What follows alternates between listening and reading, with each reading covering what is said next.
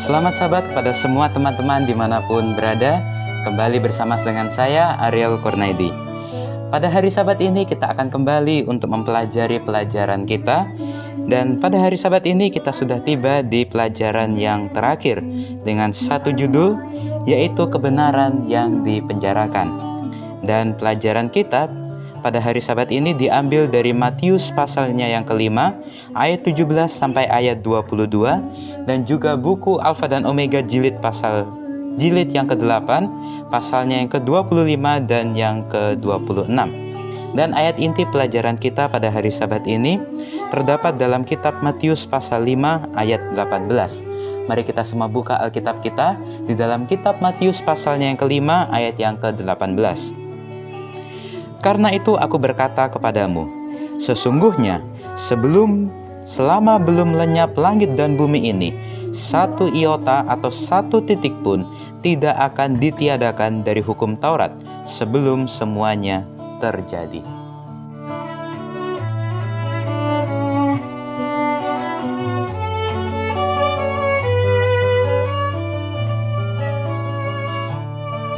Teman-teman semua, dalam buku Alfa dan Omega jilid 8 pasal yang halaman ke-458 mengatakan sebagai berikut.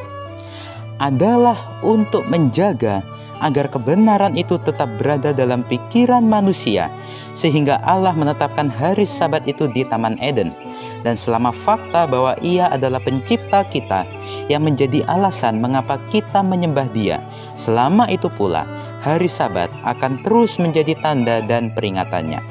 Sekiranya hari Sabat itu dipelihara secara universal, pikiran dan cinta kasih manusia akan dituntun kepada Khalik, pencipta, sebagai tujuan penghormatan dan penyembahan, dan tidak akan ada pernah penyembahan berhala, ateis ataupun orang kafir. Teman-teman, firman Tuhan mengatakan bahwa Tuhan pernah mengatakan, jangan kamu menyangka bahwa aku datang untuk meniadakan hukum Taurat atau kitab para nabi.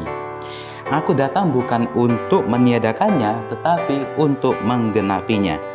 Karena itu, Tuhan pernah berkata kepada para murid-muridnya, sesungguhnya sebelum lenyap langit dan bumi ini, satu iota atau bahkan satu titik pun tidak akan ditiadakan dari hukum Taurat sebelum semuanya terjadi. Bahkan karena itu, siapa yang meniadakan salah satu perintah hukum Taurat, bahkan sekalipun yang paling kecil, dia akan menduduki tempat yang paling rendah di dalam kerajaan sorga. Tapi siapa yang melakukan dan mengajarkan segala perintah-perintah hukum Taurat akan menduduki tempat yang tinggi di dalam kerajaan sorga. Menjadi satu pelajaran bagi kita. Tidak ada satu iota itu bahkan satu titik pun yang bisa ditiadakan dari hukum Taurat. Jika tidak ada satu titik pun yang bisa ditiadakan dari hukum Taurat, apalagi hukum Tuhan, tidak ada yang bisa membatalkan hukum Tuhan, tidak ada yang bisa mengubah hukum Tuhan sebelum semuanya itu terjadi. Maka Tuhan berkata kepada kita, jika hidup keagamaan kita tidak lebih benar dari hidup keagamaan ahli-ahli Taurat dan orang-orang Farisi, sesungguhnya kamu tidak akan masuk ke dalam kerajaan sorga. Apa artinya? Kehidupan orang-orang Farisi, kehidupan ahli-ahli Taurat sudah sangat benar. Mereka sudah menjalankan seluruh perintah hukum Taurat. Oleh karena itu, jika kehidupan kita tidak lebih benar dari kehidupan mereka, maka kita tidak akan masuk ke dalam kerajaan sorga. Tetapi kelemahan dari orang-orang Farisi dan juga ahli-ahli Taurat, walaupun mereka mempelajari kitab suci sampai hafal, namanya juga adalah ahli-ahli Taurat, mereka sangat ahli dalam Taurat, tetapi mereka menyangkal kedatangan Tuhan. Mereka mempelajari firman Tuhan oleh pikirannya sendiri, oleh pemahamannya sendiri, tidak bergantung kepada Tuhan.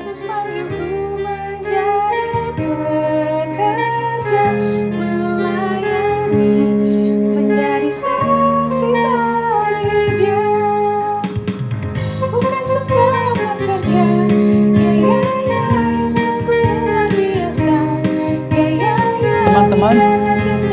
juga sudah berfirman, jangan membunuh. Siapa yang membunuh harus diapa? Harus dihukum. Tetapi aku berkata kepadamu, setiap orang yang marah terhadap saudaranya harus dihukum. Siapa yang berkata kepada saudaranya kafir harus dihadapkan ke mahkamah agama. Dan siapa yang berkata jahil harus diserahkan ke dalam neraka yang menyala-nyala. Jadi inti dari pelajaran sekolah sahabat kita pada hari Sabat ini adalah Tuhan datang ke dunia ini bukan untuk meniadakan hukum Taurat, bukan untuk mengubah hukum Taurat, dan bukan juga untuk memberikan sebuah tugas, sebuah otoritas kepada satu gereja tertentu yang dapat mengubah hukum Taurat, yang dapat mengubah hukum Tuhan, yang dapat mengubah perintah Tuhan. Bahkan tadi dikatakan satu iota pun, satu titik pun tidak bisa dihilangkan atau dirubah dari hukum Tuhan, dari firman Tuhan. Jadi teman-teman semua, jika ada teman-teman kita, orang-orang yang mengatakan bahwa firman Tuhan itu sudah dirubah, sudah tidak berlaku lagi pada zaman sekarang itu, itu adalah hal yang salah. Karena sebelum semuanya itu terjadi, sebelum Tuhan datang ke dunia ini, untuk kali yang kedua, segenap firman Tuhan itu, seluruh isi Alkitab itu, tidak ada yang bisa dirubah, tidak ada yang bisa dihilangkan, tidak ada yang bisa diganti. Semuanya adalah ya dan amin. Inilah pelajaran sekolah sahabat kita pada hari Sabat ini. Dan jika teman-teman semua suka, silakan untuk tekan tombol like. Dan bagi yang belum subscribe, silakan untuk subscribe. Dan juga jangan lupa untuk menyalakan lonceng, agar teman-teman semua dapat terus mengetahui video-video terbaru dari saya.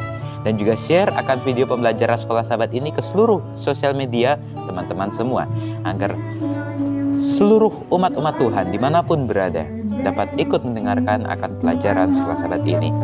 Dan juga tetap jaga kesehatan, patuhi protokol kesehatan, pakai masker, selalu jaga jarak, dan salam sehat. Kiranya Tuhan Yesus menyertai kita semua.